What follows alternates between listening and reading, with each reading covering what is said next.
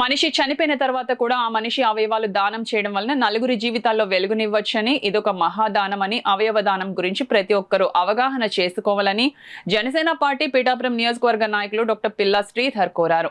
World organs donation day సందర్భంగా doctor పిల్లా శ్రీధర్ మీడియాతో మాట్లాడారు. మన కావలసిన వాళ్ళు చనిపోయిన తర్వాత కూడా వారు అవయవ దానం చేయడం వల్ల ఆ అవయవం చాలా రోజులు బ్రతుకుతుందండి.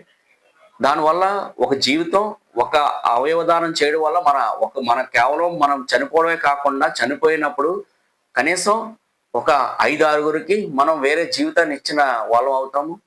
దానివల్ల మనం చనిపోయినా కూడా 5, 6గురు ప్రజల మనుషుల విధంగా కూడా మనం ఇంకా జీవితం మనకి పెరుగుతుంది. దీనివల్ల మంచే జరుగుతుంది కానీ చెడు జరగదు. నిజంగా మనకి ఎప్పుడైనా కూడా అవసరమైనప్పుడు వేరెవరు మనకు దానం చేసినప్పుడు అది మన జీవితాన్ని ఏ విధంగా కాపాడుతుందో, అదేవిధంగా మనం ఇచ్చిన ఆర్గాన్స్ కూడా వేరే వాళ్ళ జీవితాన్ని కాపాడుతుందని మనం పాజిటివ్గా తీసుకోవాలి. అయితే చాలా మంది అనుకుంటారు, ఎవరు పడితే వారు చెయ్యొచ్చా చేయకూడదు అనుకుంటారు.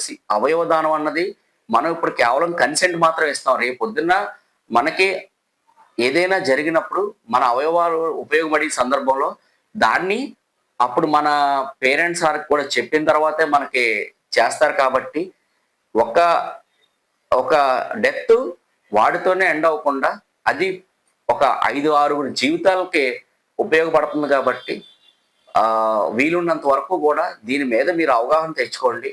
ఒక ఇంటర్నెట్లో సెర్చ్ చేయండి, రిపీటెడ్గా వీడియోస్ అవి చూసుకుని ఒక మంచి అవగాహన తెచ్చుకుని, అవకాశం ఉంటే మనం అందరూ కూడా ఆర్గాన్ డొనేషన్ క్యాంపు జీవనధారలో మనం సంబంధించిన వీటిలో కూడా ఎన్రోల్ అయితే రేపు పొద్దున్న ఇది ఉపయోగపడుతుందని చెప్పేసి నేను మీకు సందర్భంగా తెలియజేస్తున్నాను.